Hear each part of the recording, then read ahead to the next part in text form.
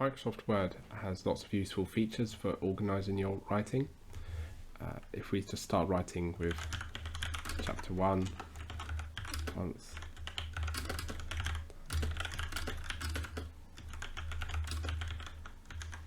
so you can see this is all just sort of standard plain text. If we highlight the first thing there, obviously you've got your standard sort of bold, underline and making things bigger and smaller. But what you can also do is with these options here, if you make this a heading, then it shows up as a separate thing. And if you then do chapter 2, you can also put that as a heading. And if you had an option of doing chapter book, whatever your last chapter is going to be called, then you can highlight that, make that a heading as well, and just write underneath that. The benefit here is that you can have going into view, you can select this option here with your navigation pane and tick in that box. You get this navigation bar at the side where you can navigate through each of your chapters. This works whether it's 1 page or 100 pages, 1,000 pages, you'll be able to sort of go through. If you had subheadings as well, you could do that as a separate part. So you could have part A, for instance, and do heading 2, and that all kind of works into that same thing of the navigation bar, giving you these different options here. The navigation bar is also useful for finding information within your document. So you can use this bar here to search for the end, for instance, and it's going to highlight in your text and highlight where that shows up. Obviously, if you had lots more information, it would highlight in multiple places. For instance, you can see it's highlighting here and here. If you click on that, it takes you to where the highlighted part is. If your typing isn't the strongest or fastest in the world, there is an option to dictate. So if I click this button here, it will basically bring up the dictate option, which will then just basically type out everything that I'm saying. So if I write now, all the words should come up roughly how I've said them.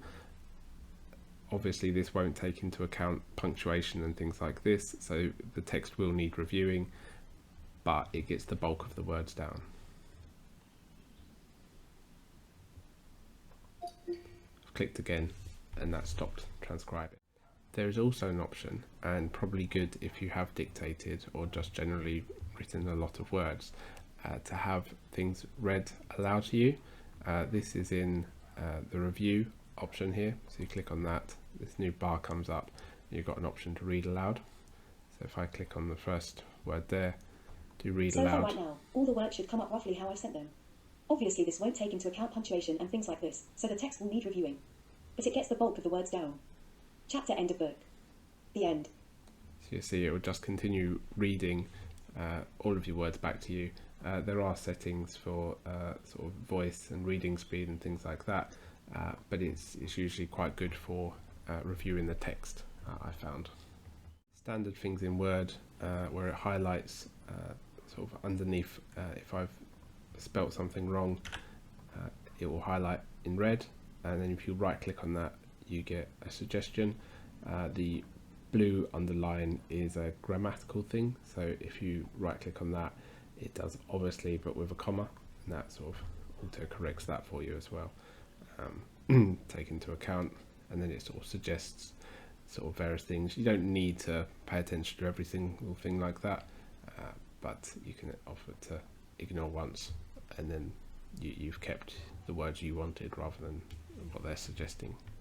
Word count can be seen at the bottom here, and you can click on that to bring up this dialog box, which has a bit more information, but what you can also do is if you highlight a sort of paragraph, it shows you how many words that paragraph is out of the total, so it gets you a word count. So if you do that per chapter or something like that, just to get that information to you.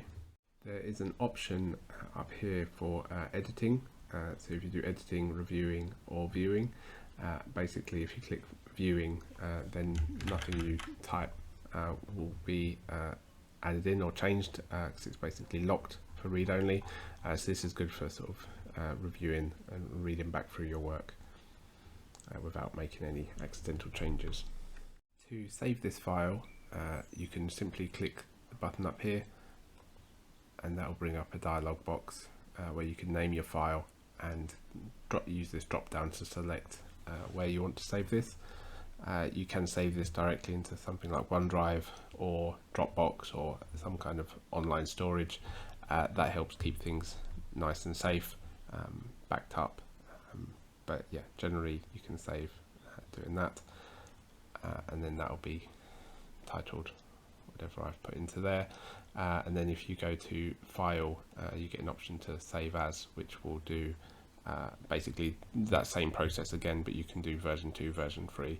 Similar functionality can be found online. If you go to office.com and sign in with a Hotmail account or some kind of account that you can set up on the web page there, you'll be able to get a online version of Word for free. This has a lot of the same functionality, as I say, with the sort of headings and things like that, like I did before. Navigation pane is over here. So this works all in the same way. I think you can dictate. You can't do the read aloud. There's a few other sort of limitations on it, but at least you get that there, and everything is automatically saved as well into the sort of OneDrive that comes with that account on Microsoft.